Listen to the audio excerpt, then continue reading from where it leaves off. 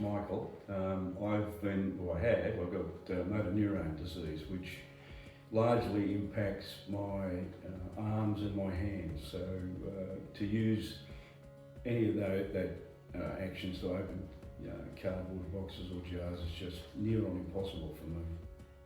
Hi, I'm Beth and I've lived with MS for around 25 years. My name is Sophie. I'm 37 years old and I was diagnosed with juvenile rheumatoid arthritis at the age of 4 years old.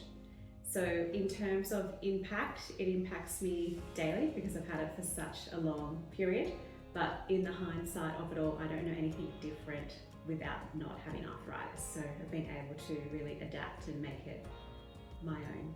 I'm Storm. I have mild cerebral palsy that affects the right side of my body, and I try to do most things with my left hand because of it, but it means that I generally have to open things with one hand and my teeth. Tomorrow I had a stroke and that gave me left-sided weakness, so it creates difficulty in walking and picking up things using my left arm.